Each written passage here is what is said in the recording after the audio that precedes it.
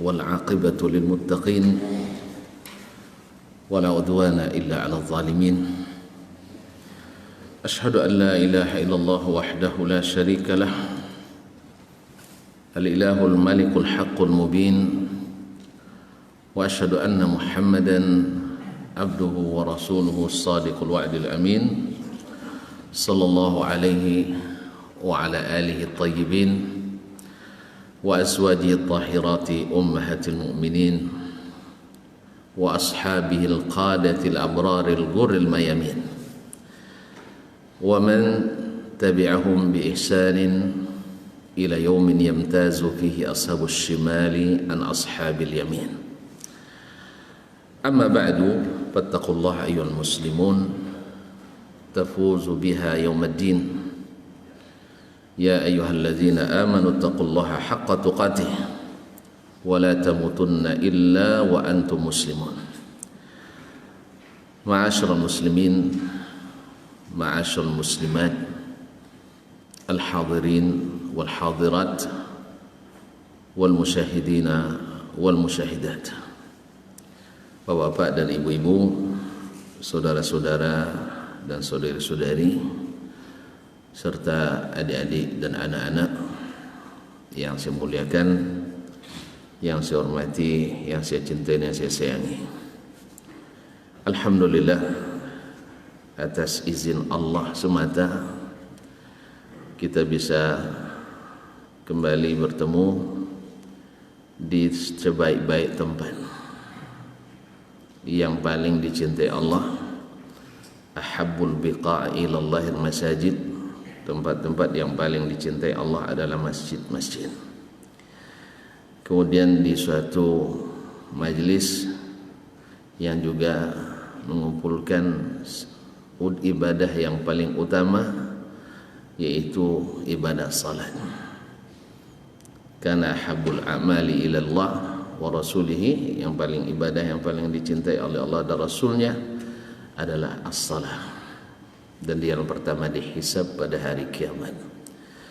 Bila baik, insyaallah amalan yang lain baik, dan bila tidak baik, dikhawatirkan yang lain ikut tidak baik. Oleh itu, maka yang setelah iman dan tauhid yang sangat harus mendapatkan perhatian kita adalah salat kita. Usahakan semirip-miripnya dengan salatnya Nabi sallallahu alaihi wasallam, karena beliaulah yang salatnya yang paling baik, yang paling lengkap, yang paling sempurna.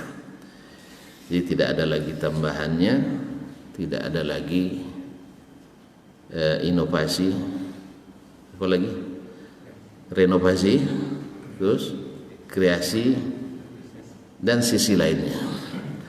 Semoga kita merasa puas dan bahagia ketika bisa mencontoh baginda Rasulullah sallallahu alaihi wasallam.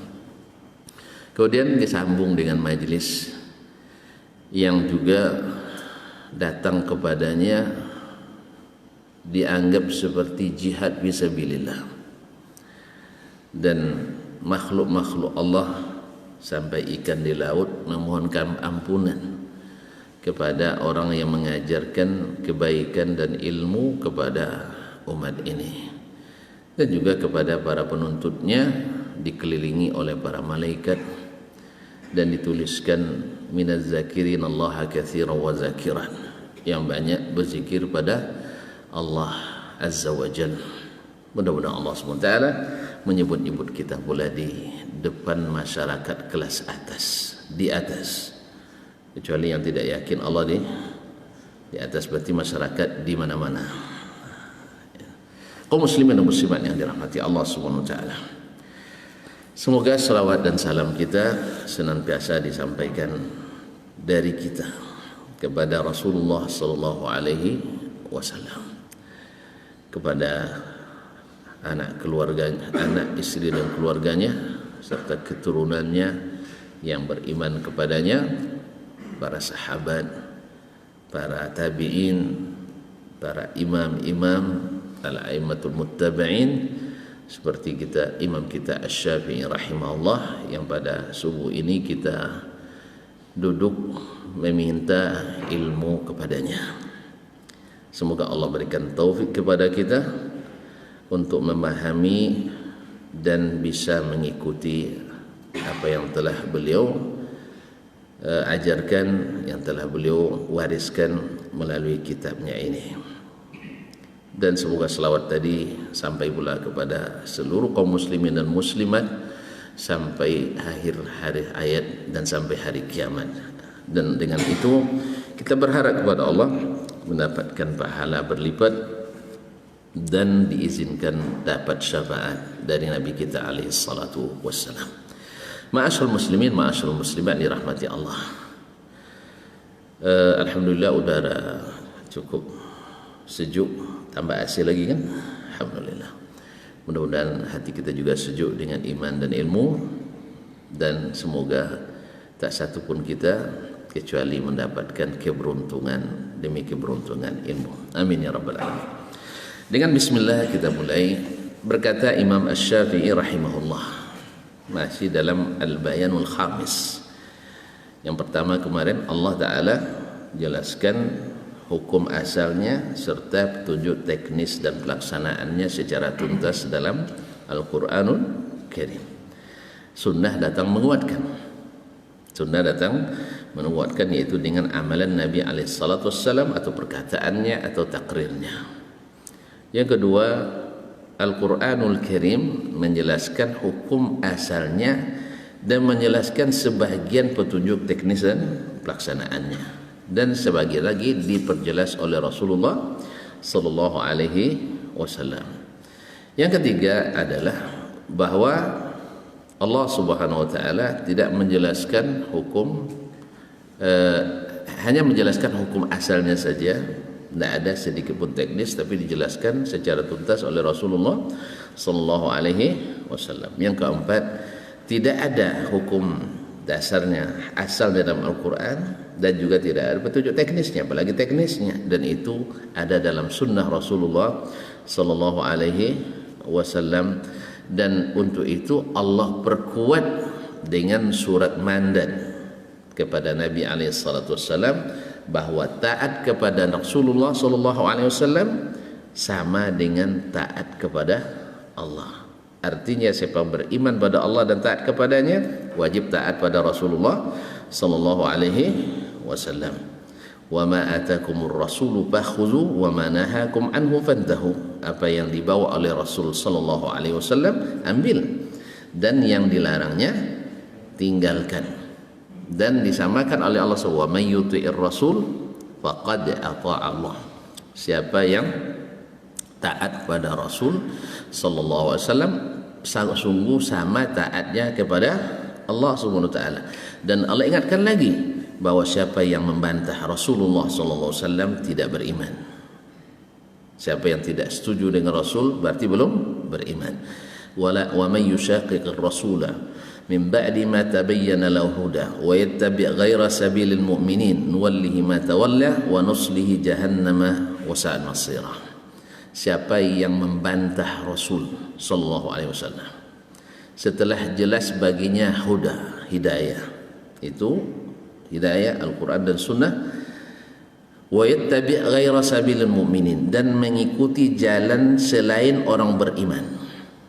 Al-mu'minin di sini siapa yang dimaksud? As-sahabah, mengikuti jalan selain jalan sahabat radhiyallahu taala anhum, seperti yang tafsirkan oleh Imam At-Tabari, Ibnu Katsir dan lainnya, bahwa al-mu'minun ini adalah orang-orang yang dikenal karena alif lamnya, yaitu lil ahdi dzihni, yaitu para sahabat Nabi alaihi salatu wassalam, dan yang mengikuti mereka tentunya. Inilah yang sebenar-benar beriman.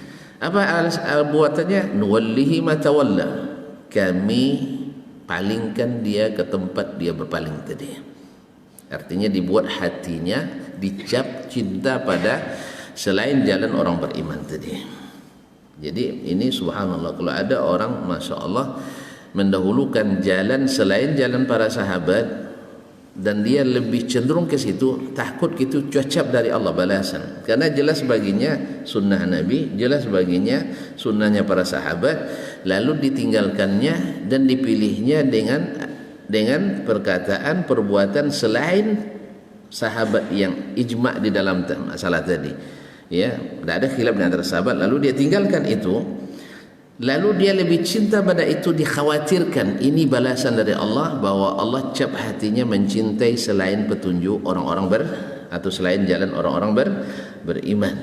Ini kan banyak kan orang dijelaskan sahabat Nabi ini dari Nabi sallallahu alaihi wasallam, lalu kita memilih selain daripada yang mereka pilih, sehingga cinta kita tidak lagi terpaut pada Rasulullah dan para sahabatnya, tapi terpaut atau teracak-acak kemana-mana.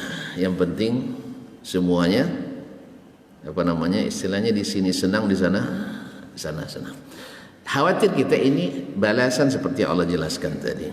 Wa nuslihi jahannam, dan kami campakkan ke dia dalam neraka jahannam, dan neraka jahannam itu seburuk-buruk tempat kembali. Oleh itu maka diwajibkan oleh Allah taat kepadanya, disamakannya dengan taat kepada Rasul itu seperti taat kepadanya, dan diancamnya orang yang jelas baginya Rasulullah hidayahnya lalu dia tinggalkan.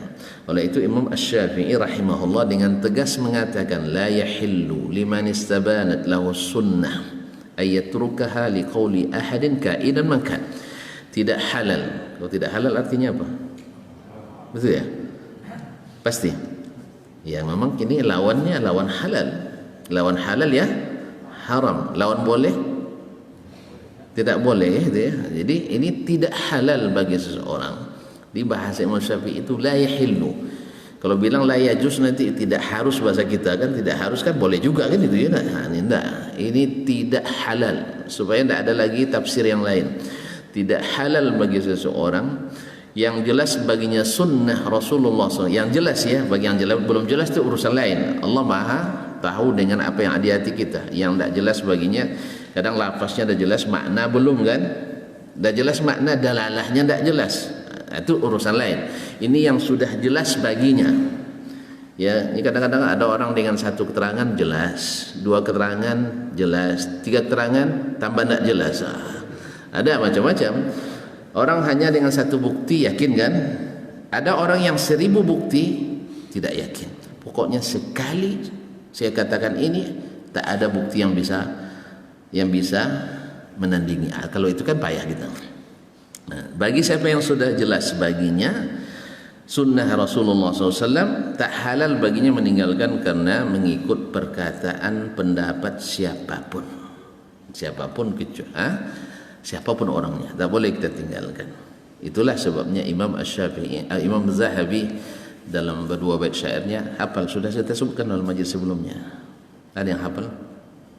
Ada hadiahnya lah. Nah, tahu. Itu enggak dicatat. Yang punya catatan silakan dibacakan. Baik, saya ulang lagi lah. Apa kata Imam Az-Zahabi? Al-ilmu qala Allah wa qala rasuluhu wal ijma'u fajhad fihi. In sahha fal ijma'u fajhad fihi. Saya ulang. Al-ilmu ma qala Allah wa qala rasuluhu in sahha atau idza sahha wal ijma'u fajhad fihi. Wa hadari min nasbil khilafi jahalatan baina ar-rasuli wa ra'yi faqih. Ada yang hafal sekali dengar? Harus 2 kali. Saya tambah ulang 2 kali. Al-ilmu ma qala Allah wa qala rasuluhu idza sahha wal ijma'u fajhad fihi. Wa hadari min nasbil khilafi jahalatan baina ar-rasuli wa ra'yi faqih. Ya hafal 2 kali. Harus 3 kali. Saya tambah sekali lagi. Kalau tidak 3 kali berarti lah. Nulis saja lah dulu, nanti majlis ke depan kalau saya tanya nanti sudah ada tulisannya, boleh dibacakan. InsyaAllah ada hadiahnya. Baik, kaum muslimin. Yang ketiga, al-ilmu ma qala Allah wa qala rasuluhu idza sahha wal ijma'u fajhad fihi wa hadari min nasbil khilafi jahalatan bainar rasuli wa ra'yi faqih. Perkataan siapa tadi? Imam Az-Zahabi 748. Beliau katakan ilmu itu adalah yang dikatakan Allah dan yang disabdakan Rasulullah bila sahih. Bila sahih, karena ada tidak setiap qala Rasulullah harus sahih, tapi kalau sudah qala Allah tidak ada lagi, karena memang semua Al-Quran itu mutawatir. Nah, tapi hadis tidak disyaratkan iza sahha, bila sahih. Kemudian ijma' kesepakatan ulama dalam satu masa, tidak ada khilaf di dalamnya. Ya, seperti ijma' mereka tentang wajibnya salat, tidak ada khilaf di zaman sahabat. Sampai sekarang ada khilaf. Ada khilaf wajib salat? Ada, tapi tidak muktabar. Seperti sebagian syekh-syekh katanya karena sudah sampai ke ilmu kasafnya, ilmu kasok, ulu kasok. Nah, ilmu kasafnya sampai bertemu dengan Allah, menyatu dengan Allah, maka tidak wajib lagi beribadah, tidak lagi bagi syariat baginya, karena sudah pada makrifat level tertinggi, menyatu dengan Allah SWT. Ini ayat seperti ini ya khilaf dia, kalab dia, atau apa namanya, keluar dari syariat dia. Yang seperti ini tidak dianggap khilafnya, karena memang tidak berilmu, atau berilmu tapi tersesat, karena ilmunya ilmu menyesatkan, bukan ilmu. Kan ada ilmu menyesatkan kan? Ada orang dengan kira-kiranya.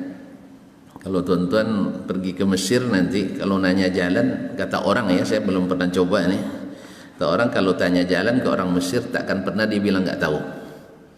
Kalau di Mesir tidak akan ada istilah nggak tahu jalan, pasti dia tanya sebutnya, Pak, mana jalan ke rumah Ustaz Dasman? Oh, Ustaz Dasman ya, dia tak tahu Ustaz Dasman. Masyhur ada da'i katanya, ini masyhur. Anda terus jalan ini nanti, mantap. Kemudian sampai di ujung situ, mentok kan? Belok kiri. Sampai seberantas belok kiri, belok kanan, belok kiri, belok kanan. Di situ rumahnya. Awak cuba, rupanya tambah sosik. Gitulah. Jadi ada orang yang memang dengan ilmu kira-kira saja, yang penting lepas pertanyaan orang, yang penting pertanyaan terjawab, pantang baginya tidak mengetahui, kecuali yang mereka yang memang orang-orang yang saleh, yang bertakwa. Ini istilahnya masyarakat umumnya lah ya, masyarakat awamnya, bukan orang-orang yang dihukum pula nanti ustaz-ustaz kayak gitu, tidak, guru-guru tidak. Ini orang-orang istilahnya ada tabiat umum dan ada tabiat yang sudah terasah dengan ilmu, dengan iman, itu lain hubungannya. Baiklah kaum muslimin dan muslimat dirahmati Allah SWT. Jadi Imam Az-Zahabi mengatakan, maka hati-hati jangan sampai memasang khilaf antara perkataan Rasul dengan pendapat ulama fikih. Jadi jangan dikatakan khilaf lagi. Kalau sudah Rasul berfirman, Rasul sudah memutuskan, dah selesaikan khilaf dengan itu. Selesaikan khilaf dengan itu. Kecuali memang masing-masing punya hadis yang sahih yang jadi pijakan dan dalilnya. Di sini baru khilafnya mu'tabar, yang masing-masing saling memahami saudaranya yang berpendapat lain. Ini maksud beliau adalah yang tak ada hadisnya sama sekali, ya, tidak ada dalilnya sama sekali, lalu dipertentangkan, oh ini perkataan ulama, terus Rasul tidak ulama. Ini yang maksud kita, Rasul tidak ulama. Mana yang lebih alim, Rasul atau ulama yang lain? Rasul ulama apa tidak? Rasul gurunya para ulama, sokong gurunya para ulama. Jadi mengikut Rasul itu mengikuti ulama, jangan salah paham. Sebagian bilang kalau ikut Rasul tidak ikut ulama, bahaya katanya.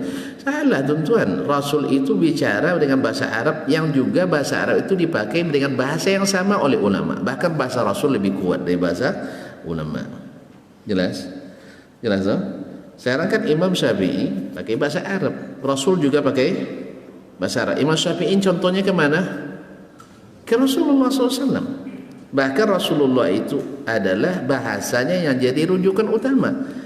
Bahasa manusia Arab yang menjadi rujukan utama dalam mempelajari bahasa Arab adalah Rasulullah SAW.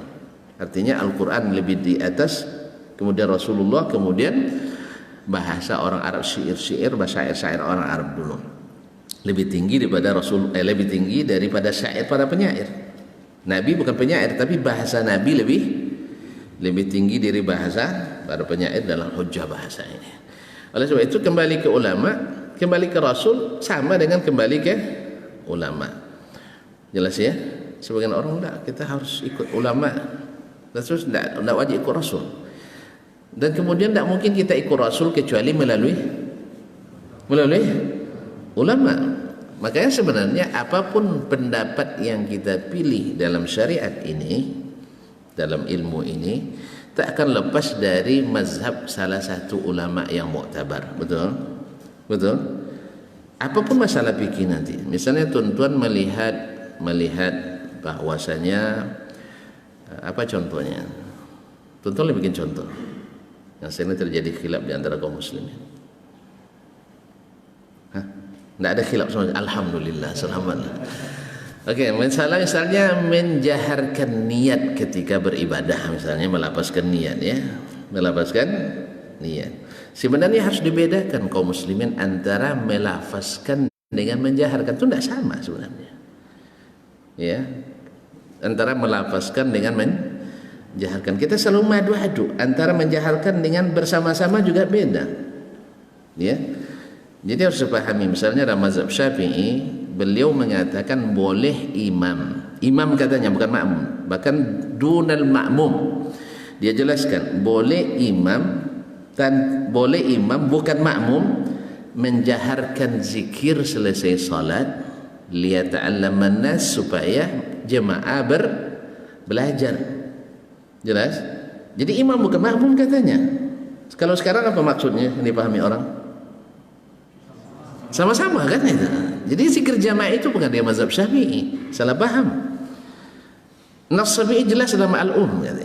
Jadi yustahabbu lil imam, dianjurkan imam apabila masyarakatnya belum bisa berzikir, ayyajhara bizikir ba'da shalah atau dubur shalah. Boleh menjaharkan setelah salat. Dunal makmum, bukan makmum katanya. Bukan makmum. Liyata'allaman nas, supaya orang ikut belajar.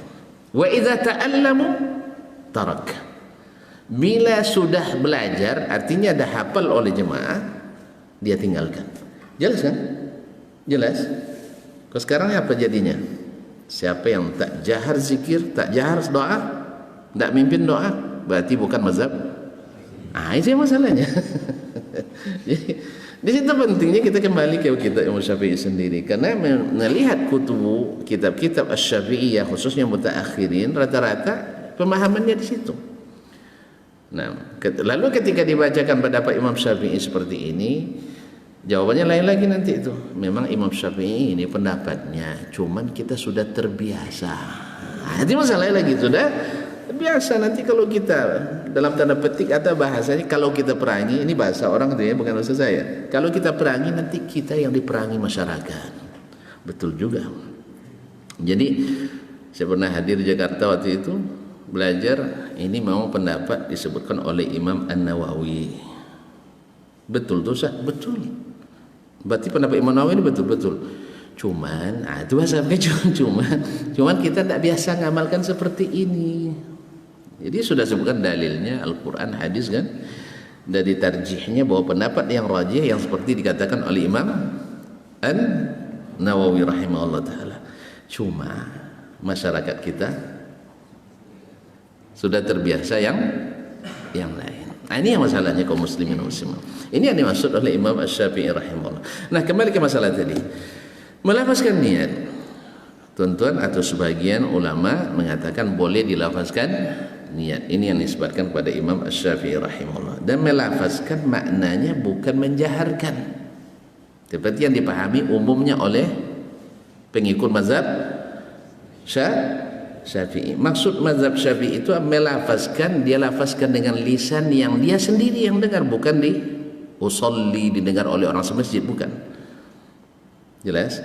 Apalagi kalau diajarkan usolli rame-rame, ya, bukan. Jadi beda antara melafazkan dengan menjaharkan, itu harus bedakan. Ini juga harus diluruskan. kalau yang maksud melafazkan itu bukan sendiri Imam Syafi'i, ada imam-imam yang lain yang juga sepakat dan sepaham dengan Imam Asy-Syafi'i. Tujuannya adalah menguatkan niat dalam hati. Jadi saya misalnya wudu, saya lafazkan sendiri dalam lisan saya tanpa didengar oleh orang, nawaitul wudu lillahi ta'ala misalnya, tanpa nanti terdengar tadi ya, maksudnya jangan sampai terdengar itu, hanya bergumam di lisan saya untuk menguatkan yang dalam hati. Itu yang dimaksud oleh beliau, bukan seperti yang diajarkan kepada anak-anak SD kita, anak MDA kita, nawaitu fardul wudu'i lillahi ta'ala atau semacamnya, bukan itu maksudnya. Jadi harus juga dibedakan hal ini. Nah, artinya kalau saya pilih, misalnya saya pilih boleh melafazkan niat, lalu yang lain mengatakan tidak boleh. Nah, yang mengatakan melafazkan mengikut pendapat ulama enggak? Iya kan? Yang mengatakan tidak melafazkan ikut ulama enggak? Ikut ulama, sama-sama ikut ulama kok. Jelas nak? Coba bikin contoh yang kita memilih pendapat yang tidak ada pendapat ulamanya. Kan ini yang selalu digembar-gembar ke orang, misalnya itu orang-orang celana cingkrang tidak ikut ulama katanya. Memang tidak ada ulama yang mengatakan cingkrang? Enggak ada. Ada benar? Ada banyak ulama yang mengatakan, justru sebagian besar malah as-salaf mengatakan bahwa isbal itu haram.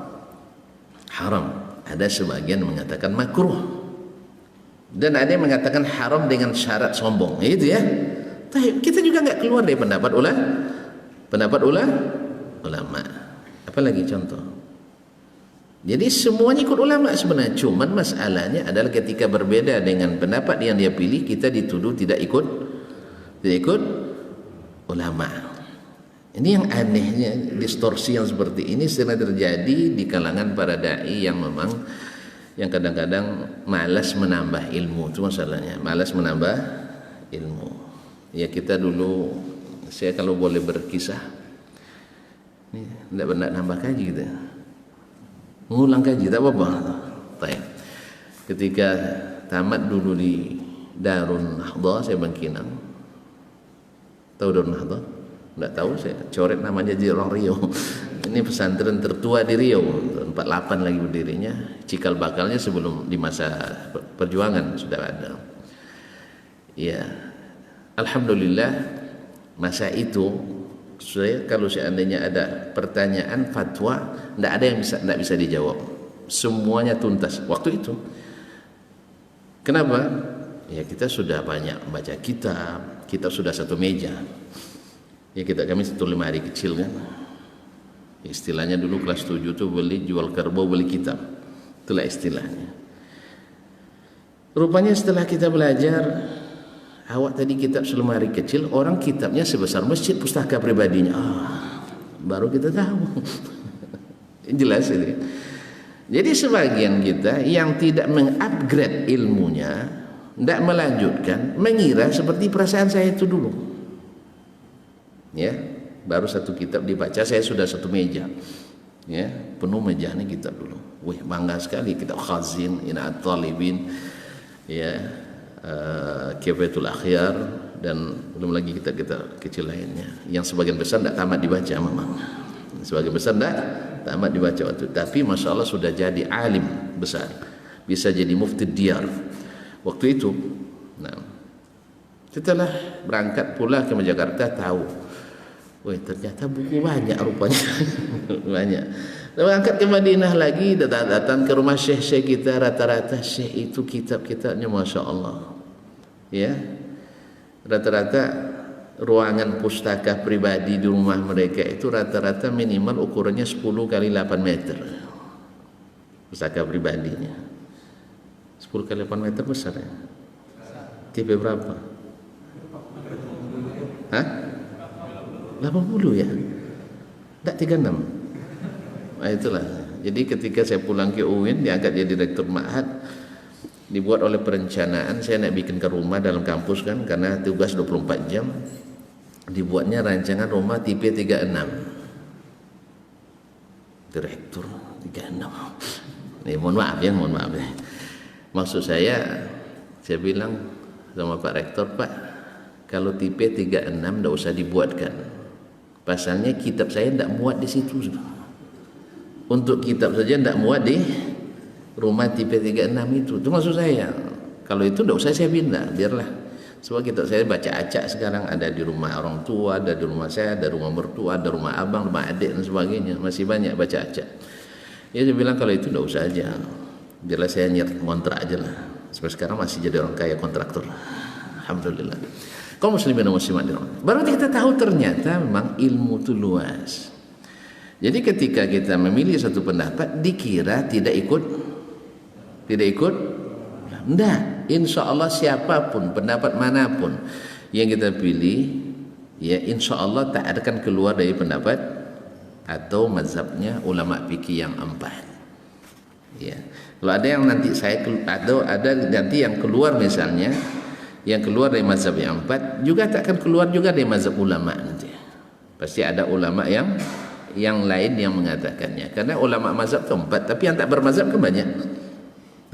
Yang tak ada mazhabnya kan banyak. Ada Ishaq bin Rahawiyah, Laits bin Sa'ad, Al-Auza'i, Asy-Sya'bi, Ibrahim An-Nakhai, banyak, Ibnu Abi Zaid bin Al-Arad, Sa'id bin Musayyib, semua ulama. Abdullah bin Mubarak, Sufyan bin Uyainah, Sufyan Ats-Tsauri, ulama fikih semua mereka itu, tapi tidak punya mazhab fikih.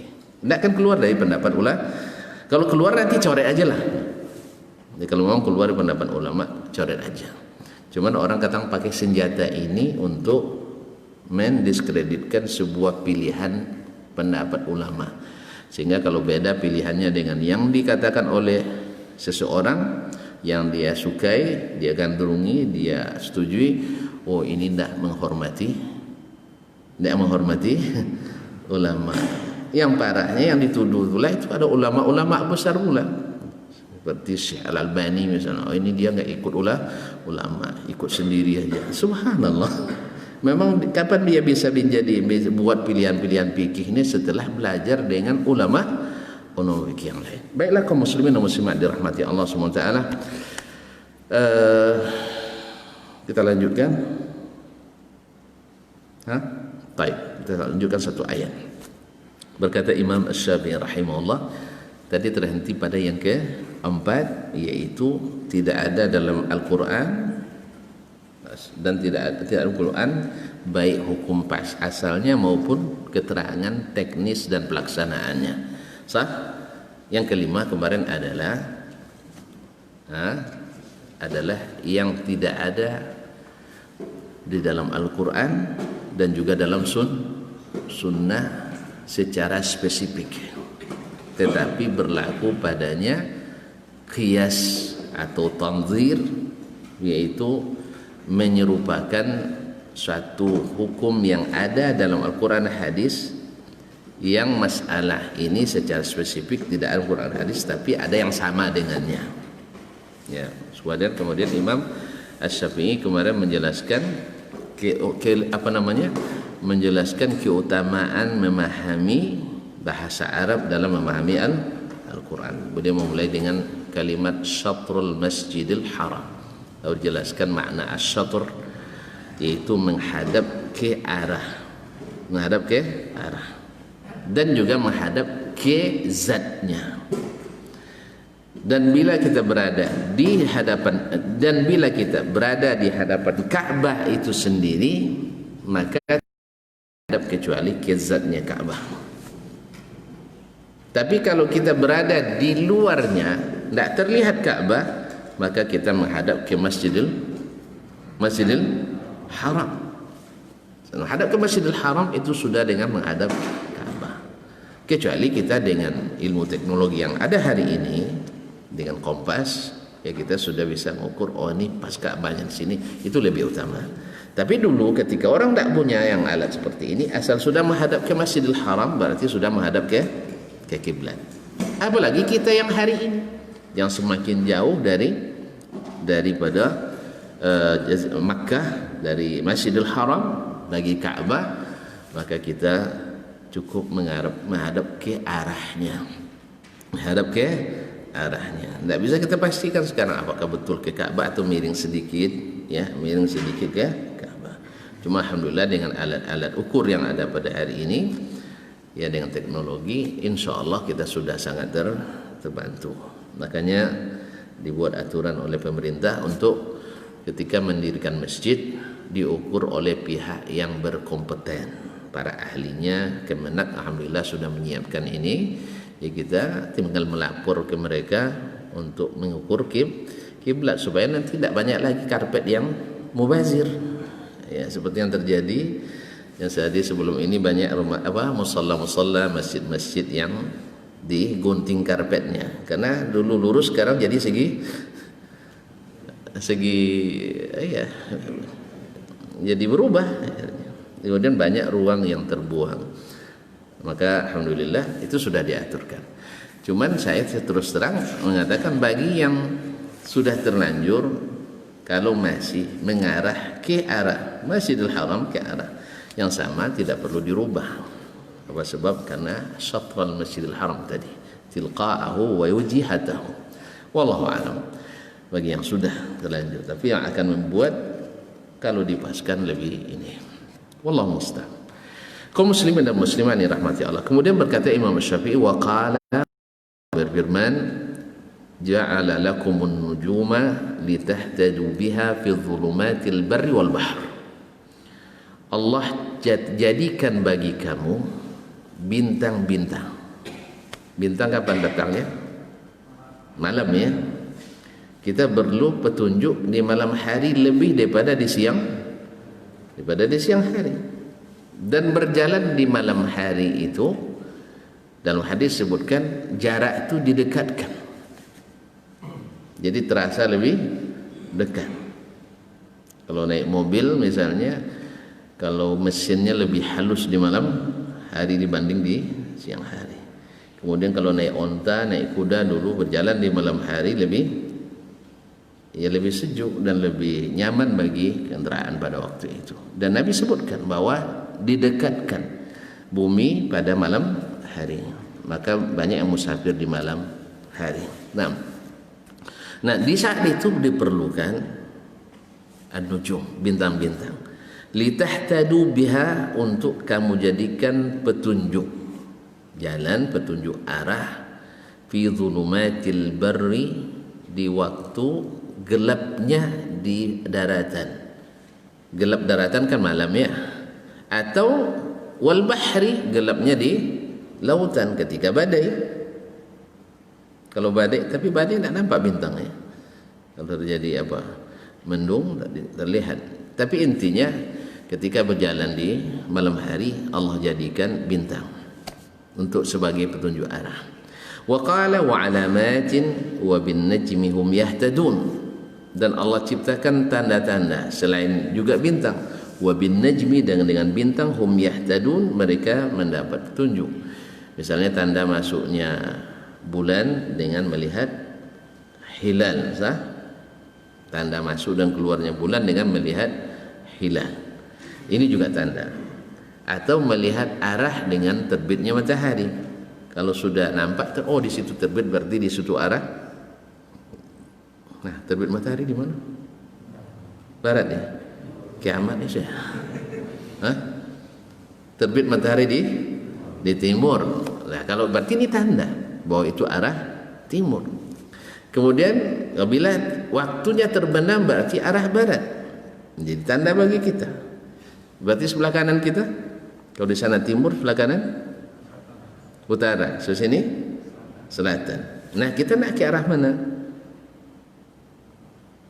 Tidak jelas arahnya, berarti tidak ada tujuan. Misalnya kita nak ke arah barat, misalnya orang dulu, orang dari timur nak menuju ke Makkah, berarti dia ikuti arah terbit, tidak sampai. Kalau ikut arah terbit matahari tidak sampai. Kalau orang kita ikut arah terbenam matahari, arah terbenam matahari. Orang yang berada di kutub utara, dia akan mengikut arah memotong matahari dan sebagainya. Demikian juga dengan bintang-bintang. Lalu berkata Imam Syafi'i rahimahullah, fa khalaqa lahumul alamat, maka Allah ciptakan bagi mereka, jadi umat manusia, tanda-tanda. Wa nasaba lahumul masjidal haram. Lalu Allah bangunkan bagi mereka Masjidil Haram atas perintahnya kepada Nabi Ibrahim alaihissalam. Wa amara bitawajjahu ilaih. Dan Allah turunkan perintah secara syar'i. Jadi di ayat kauni Allah ciptakan tanda-tanda. Kemudian Allah bangun Masjidil Haram. Diperintahnya kepada Ibrahim alaihissalam membangun Masjidil Haram. Kemudian disuruh kita untuk menghadap kepadanya, dan perintah ini kan berlaku umum, seluruh kaum muslimin di dunia harus menghadap ke Masjidil Haram. Taib, menghadap ke Masjidil Haram, kita tidak melihatnya, maka diperlukan tanda. Maka Allah berikan semua kelengkapan. Jadi perintah syariat ini bisa semuanya dijalankan. Tidak ada yang tidak bisa, kecuali yang punya uzur atau kecuali yang dalam kondisi tertentu. Tapi pada hukum asalnya semua manusia bisa melaksanakannya. Maka tidak ada alasan bagi kita untuk tidak solat tidak nampak kiblat. Itu tak ada matahari. Tidak mungkin. Ataupun misalnya tidak bisa tidak kiblat, ada daruratnya bahwa boleh solat mengarah kemana? Kemanapun. Fa aina ma tuwallu fa thamma wajhullah. Ini bagi yang tidak melihat kiblat. Wa innama tawajjuhuhum ilaihi bil alamat allati khalaqa lahum. Mereka bisa menghadap ke Ka'bah tadi dengan tanda-tanda yang Allah sudah ciptakan. Wal uqul allati rakkabaha fihim. Untuk memahami tanda itu Allah berikan kita akal. Karena tanpa akal tidak jalan juga tanda itu. Orang yang hilang akalnya nampak dia semua, tapi bisa dia bedakan. Orang yang sudah tidak berakal, lihat air ini, bisa tidak dia bedakan air jernih dengan yang tidak? Tidak bisa. Coba orang pingsan, kasih dia airnya, tahu dia air jernih. Tenang dengan orang pingsan, hilang akalnya. Hilang akalnya tuh masih ada akalnya. Masya Allah. Nah, ini ada pendapat khilaf di sini tak? Orang yang pingsan hilang akal atau masih ada akalnya? Hilang akhirnya. Makanya tidak kena hukum dia. Karena syarat hukum malaikat itu ada akal. Kenapa dia pingsan? Karena akalnya tertutup. Antum tanya Pak Dokter nanti ya. Ada Pak Dokter, tolong jelaskan. Jadi orang yang tidur, orang yang pingsan, atau orang yang senewan, atau orang gila, akalnya hilang. Di mana tempatnya nggak tahu gitu. Di mana simpannya, yang jelas. Makanya ini juga menjadi bukti bahwa sesuatu tidak mesti menempati sesuatu. Ini paham ya ini. Sebab ini kaidah penting sekali untuk memahami akidah yang benar. Nah, orang menentang akidah sifat-sifat Allah dengan alasan kalau Allah di atas berarti menempati, salah kita bilang. Yang tuh punya akal di mana? Ada yang bilang di kepala, ada yang bilang di dada, di hati, ada yang bilang di dengkul. Ya, nah, ada yang bilang itu. Nah, ketika akal itu hilang, ada tempat yang dikosongkan? Enggak ada. Enggak ada. Ini bekas rumah akal dulu, enggak ada. Jelas? Mau jadi relawan kita bedah nanti. Nah, kita hilangkan akalnya lalu kita periksa ini tempat akal, enggak ada tempatnya. Jadi sesuatu tidak mesti menempati sesuatu. Dengan ini mudah kita memahami kalau Allah di atas tidak mesti dia menemui tidak mesti bertempat. Di makhluknya saja ada sesuatu, di sesuatu tidak menempati sesuatu. Sah? Untuk punya ilmu enggak? Enggak ada sama sekali. Ada tahu? Di mana ilmunya? Di akal. Akal aja tidak ada tempatnya, apalagi ilmunya.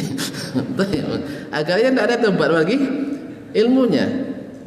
Atau di mana ilmu antum? Di hati. Taib. Ada tempat di hati itu? Di bagian mananya? Enggak ada. Jadi kaum muslimin dan muslimat dirahmati Allah, ini kita mudah memahami dengan adanya sesuatu tidak mesti menempati sesuatu, berarti Allah lebih mulia lagi. Tidak mesti Allah bertempat, walaupun dia katakan dia di atas.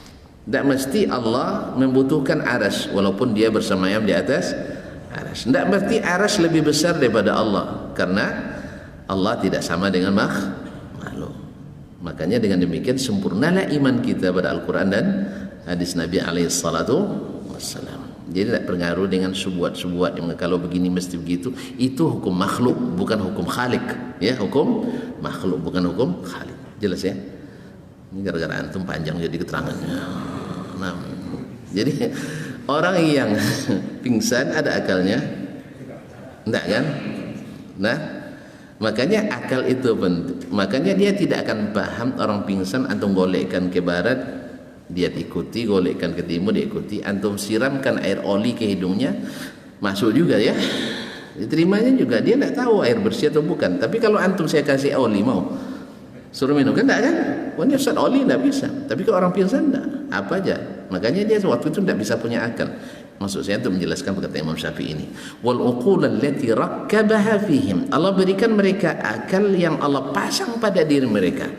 Sampai saat ini orang bingung gimana cara masang akal. Ada yang pandai reparasi akal? Hah? Tidak ada. Ini rahasia ciptaan Allah. Ruh juga. Yas'aluanaka 'anir ruh. Orang bingung juga, ruh ini di mana tempatnya? Antum punya ruh kan? Di mana tempatnya? Di urat nadi? Di saluran darah? Enggak. Di saraf? Enggak ya? Tapi ada. Di mana? Di badan. Menempati? Enggak ada tempatnya? Enggak ada. Dia enggak mesti bertempat semua itu Pak ya. Jadi ruh ada enggak? Ada tempatnya? Ada tempatnya? Ruh memerlukan tempat? Nah, dia tidak memerlukan tempat. Justru jasad yang memerlukan dia. Tapi ketika ruh dicabut, mati kita, sah? Iya, mati kita. Dicari di mana tempat ruhnya, tidak ada. Tidak ada tempatnya. Tapi dia ada. Bukti adanya antum masih berkedip. Masih berkedip. Itu buktinya. Demikian juga bukti adanya Allah. Bukti adanya Allah ada alam ini. Bukti Allah di atas, malaikat turun naik, sah? Ada malaikat turun naik atau muter-muter? Saya serius ini. Malaikat ketika bertugas ke dunia turun apa naik? Turun. Selesai bertugas dia melapor, betul? Iya kan? Ada malaikat tugas siang, nanti naik melapor, sah? Ada yang tugas malam, nanti di waktu pagi dia naik melapor. Lapornya kemana? Ya ke atas. Jelas kan? Faktanya ada, datanya ada, beritanya ada. Kenapa antum kok tidak mau dia ngaku dia di atas? Itu yang masalahnya. Berarti ada masalah akal, ada masalah ini. Di akalnya ada masalah. Antum menempatkan akal bukan pada tempatnya, itu masalahnya. Dan beri tugas kepada akal yang tidak bisa dia cerna. Saya kira jelasnya. Jelas. Tidak, ini jolin, tak jolin dulu. Nah, seperti tadi lah, ada orang dengan satu bukti selesai. Ada orang 1000 bukti tidak selesai. Kadang-kadang 10 kontainer bukti tidak bisa. 10 kontainer bukti tidak cukup untuk diterima. Itu masalah kita. Jelas. Ada bukti 10 kontainer? Ada 10 kontainer. Kembali ke kisah lama. Kaum muslimin dan muslimat dirahmati Allah SWT. Jadi ada orang dengan satu dalil cukup baginya. Tapi ada orang 1000 dalil tidak cukup baginya. Disitulah kenapa salah seorang imam, Imam Al-Fakhrur Razi yang berpemahaman Mu'tazilah, dia katakan di suatu majlis ketika membahas Allah tak mungkin di arsy, karena lazimnya kalau seandainya dia di arsy berarti arsy itu lebih besar dari Allah. Pada Allah lebih besar dari seluruh makhluk. Dia ingkari itu, tidak mungkin di atas, karena kalau di atas dia mengambil tempat, berarti makanya seluruh mengambil tempat berarti baharu dan sebagainya. Kayaknya beliau belum sampai pada yang kita sebutkan tadi barangkali. Wallahu alam ya. Tiba-tiba ketika dia datang ke Baghdad, disambut, dielu-elukan oleh orang. Ya memang masyarakat umum kan, ketika nama besar terkenal dia waktu itu, kalau bahasa sekarang viral kan, banyak penggemarnya, banyak subscribernya, banyak likersnya, banyak followersnya. Ya ketika datang pasti dielu-elukan. Kalau ada pesawat itu pakai pesawat pribadi itu nyambutnya. Datang nenek-nenek waktu itu. Nenek-nenek kan tentu tidak ikut dalam barisan. Dia kata, siapa yang kalian? Nenek-nenek suka bertanya pula. Iseng dia bertanya, siapa yang kalian sambut? Oh deh, ini seorang ulama besar yang bisa membuktikan eksistensi Allah dengan 1000 dalil. 1000 dalil. Lalu apa kata nenek itu? Coba lihat, ini ilmu yang tabi'i, ilmu alami ini ya. Laula anna fi qalbihi alfa syakkin lamahtaja ila alfi dalil. Kalau bukan karena di hatinya ada 1000 keraguan, tak perlu 1000 dalil. Jadi kalau ada keraguan 1000 dalil tak cukup. Tapi ketika kita beriman pada Al-Quran dan hadis, 1 ayat cukup. Jelas? Ini Allah sebutkan 7 ayat tentang di aras. Tidak cukup bagi kaum orang yang ada keraguan dalam hatinya.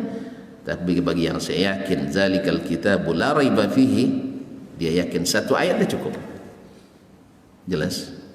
Nah disinilah Allah berikan akal untuk memahami pemahaman yang benar. Terus saya katakan, tapi kalau akal memahami pemahaman yang salah, akhirnya timbul keraguan, akhirnya tambah bertumpuk keraguan sehingga perlu 1000 dalil, dan itu pun tak yakin. Yang ujung-ujungnya ada mengingkari. Makanya ketika ada orang dari Hamazan itu sekarang tempatnya di Iran, datang dari Hamazan, datang di majelisnya ketika membahas masalah itu juga. Lalu dia katakan, ya imam, kalau memang Allah tidak di atas, Allah tidak di aras, tolong buktikan ke saya kenapa setiap orang Islam itu berdoa hatinya naik ke atas. Sah? Bahkan orang-orang yang mengingkari Allah di atas pun pasti nunjuknya ke atas. Allah katanya gitu ya, nunjuk ke atas dia.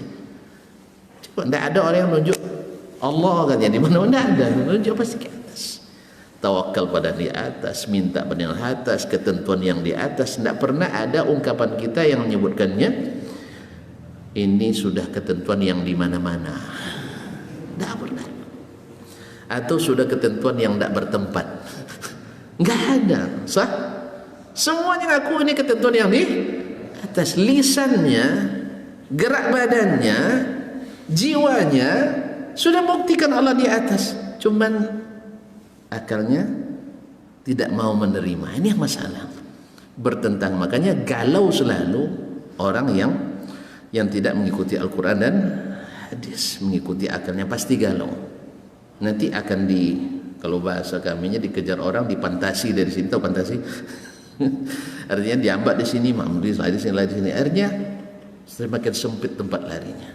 Beda dengan orang ikut Quran dan Sunnah, tidak bisa dikepung dia.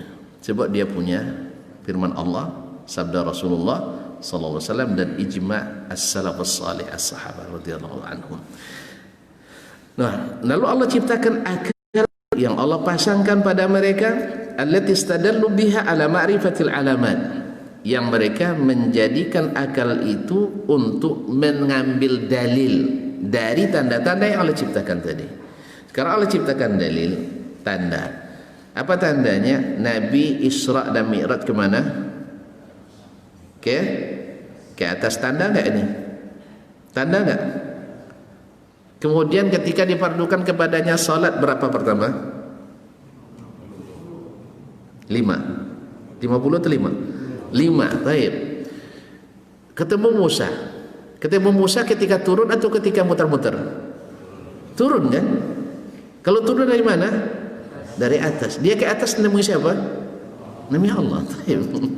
Ini kan dalil atau tanda yang Allah ciptakan, bahwa tanda saya di atas nih. Nabi saya ketika perintah termulia saya berikan, saya minta dia naik ke atas. Sah?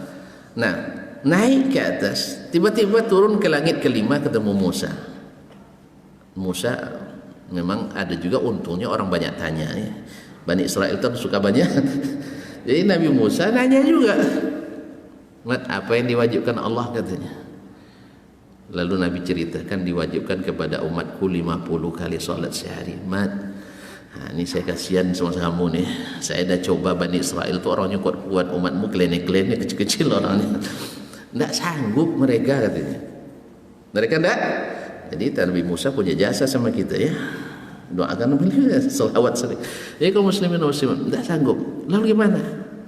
Irji' ila rabbika watlub minhu takhfif. Balik ke Rabbmu supaya diberikan keringanan. Nabi balik ke mana? Nah itu ke atas. Ini kan tanda ini. Nah gunakan akal untuk membaca tanda ini. Kalau naiknya ke atas berarti kecuali antum tidak percaya dengan kisah ini. Percaya tidak adanya Mi'raj? Ada, percaya? Mu'tazilah tidak percaya dia. Ini bahaya nih, berarti orang bertempat kan. Kaum muslimin dan muslimat dirahmati Allah. Berarti kalau percaya, berarti percaya juga dong dengan data ini. Gunakan akal logika kita yang sehat bahwa kalau naiknya ke atas, berapa kali Nabi naik ke atas? Ketika minta keringanan itu. Satu riwayat naik ke atas lagi, minta keringanan dikurangi 10. Berarti kalau 10 dikurangi berapa kali? 5 kali. Yang 4 kali kan? Ya 5 kali dengan yang naik pertama. Baik. Berarti 5 kali turun naik tidak cukup nih jadi bukti. Cukup tidak jadi tanda? Cukup tidak jadi tanda bahwa Allah di atas? Bagi yang tak ada keraguan dalam hatinya, melebihi cukup. Melebihi cukup. Antum kalau punya percaya sama istri, tidak curiga. Dia berikan, bang, saya belanja tadi ini fakturnya 500.000 misalnya kan. Kalau antum yakin dengan istri, tidak nengok pun, yalah sudah, Abi ada percaya, betul kan? Kalau tidak yakin, kalau tidak yakin, tengok. Ini nggak ada stempelnya deh katanya. Kalau ada stempelnya, ini ujungnya koyak ini. Atau tambah ragu lagi, datang ke kedai itu lagi. Pak, boleh cek faktur ini kan? Orang kedai kalau enggak ada urusan Pak katanya. Memang ada rusak, barang yang rusak katanya. Akhirnya antum curiga sama istri. Sah? Ya. Kalau curiga sama istri, ada kenyamanan, ada keyakinan. Hah? Enggak. Makanya kita jangan sampai curiga pada Allah dan Rasul sallallahu alaihi wasallam. Seolah-olah Allah tak menjelaskan dengan jelas, Nabi tak menjelaskan dengan tuntas. Sah? Ya seolah-olah Nabi Rasul tak menjelaskan tentang Allah dengan tuntas. Saya harus mencari lagi, memeras otak lagi dan sebagainya.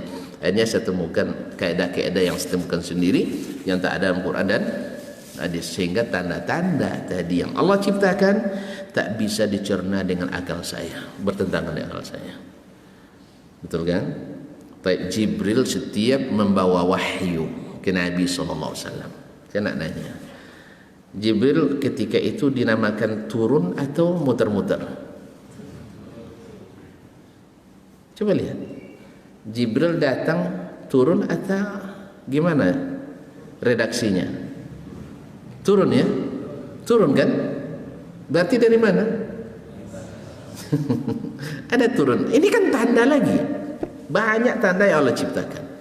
Taib, Lailatul Qadar, sah? Lailatul Qadar. Allah kata sebutkan tanazzalul malaikatu waruh, para malaikat. Hah, apa lagi? Dan malaikat Jibril turun ke bumi. Sah? Taib, selepas itu mereka ke mana? Naik lagi. Tanda enggak ini bahwa Allah di atas? Tanda kan? Jadi Allah ciptakan tanda-tanda supaya kita memahami dengan akal yang Allah berikan. Jelas ya? Jadi orang yang punya keyakinan, orang yang beriman, tak akan satu bukti cukup baginya. Bahkan kadang-kadang tanpa bukti pun dia yakin langsung. Sah? Ya, antum untuk kembali ke istri lagi, lu percaya sama istri, belanja dia, antum pernah nonton faktur tak? Hah? Beli tahu 6.000, beli apa? Antum cek lagi? Enggak ya? Kalau masih dicek, Setiap belajar antum cek, antum pusing nanti. Penting antum nanti. Sah? Kalau bisa hendaknya belajar setahun dah dikasihkan dah. Ini setahun deh 150 juta, silakan belanjalah sendiri misalnya. Ya, 150 juta banyak sih. Misalnya kan, dah terserah kamu setahun ini. Kalau kurang kasih tahu ya, kalau lebih ambil aja. Nyaman tak? Nyaman kan? Demikian kita dengan Al-Quran dan hadis ni. Kalau Allah turunkan apapun beritanya kita yakin, apapun perintahnya kita laksanakan, apapun larangan kita tinggalkan, nyaman tak? Tidak perlu bahas panjang-panjang lagi. Ini tidak berjilid-jilid kita dibahas, ujungnya awalnya ragu, ujungnya bimbang. Awalnya ragu, ujungnya bimbang. Kalau begini, kalau begitu. Makanya Allah awali di awal surat Al-Baqarah, "Dzalikal kitabu la raiba fihi hudal lil muttaqin alladzina yu'minuna bil ghaib." Orang yang beriman dengan yang gaib. Tapi yang gaib ini diberikannya tanda-tanda dan bukti. Sekarang saya katakan saya di atas katanya sah. Nah, ini buktinya saya tunjukkan. Apa contohnya? Al-Quran turun namanya. Ini tidak setiap tahun peringatan nuzul Quran, tapi tidak paham juga bahwa turun Al-Quran itu tuh turun tuan-tuan. Kalau turun ya namanya dari atas.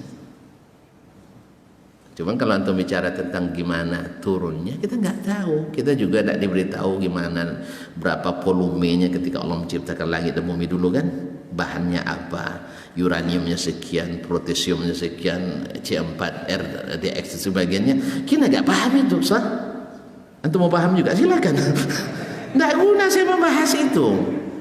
Nggak guna saya membahas itu. Berapanya, nisbatnya, berapa porsennya, kadar pakunya berapa, besinya sekian, itu bukan urusan saya.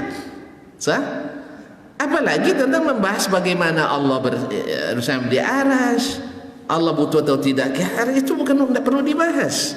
Yang penting Allah katakan dia di aras. Yang penting Allah katakan dia di atas. Yang penting Allah katakan dia punya sifat ini dan itu. Kalau untuk beriman tidak perlu 1000 keraguan tadi.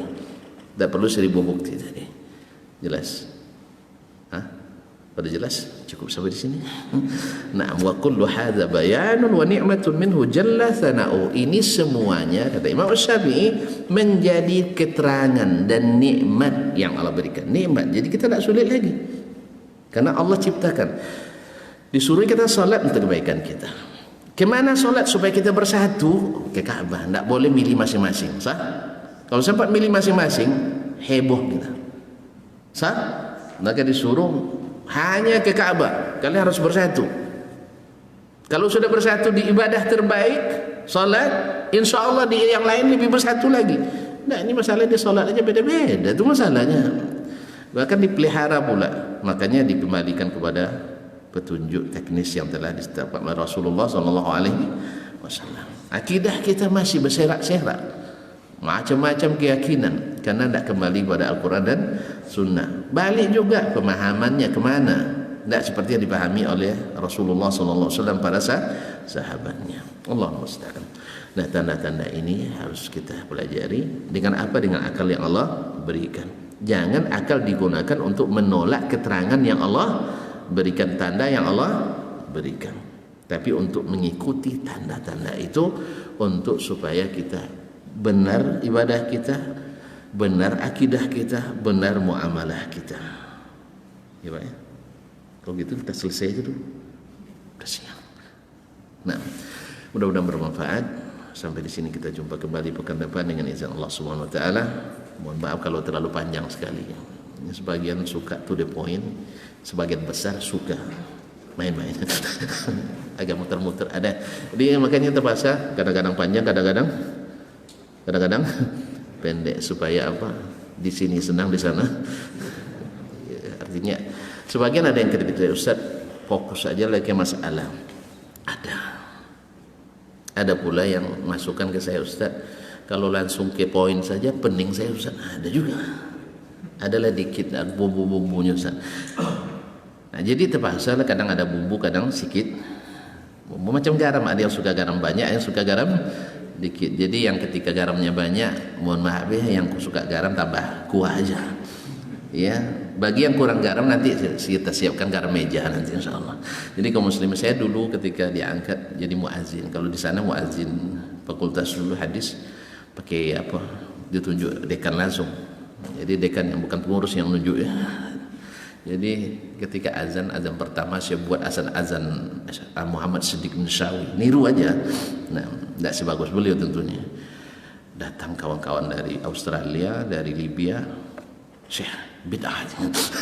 Ini azan bid'ah katanya. Ya, besok saya buat lagi azan Jami' Al-Kabir di Riyadh. Ya, masih azan Badwi. Allahu Akbar. Datang lagi teman-teman dari apa? Dari Bukhara, dari Uzbekistan, dari Asia Tenggara. Dia bilang, "Syekh, kenapa azan kita?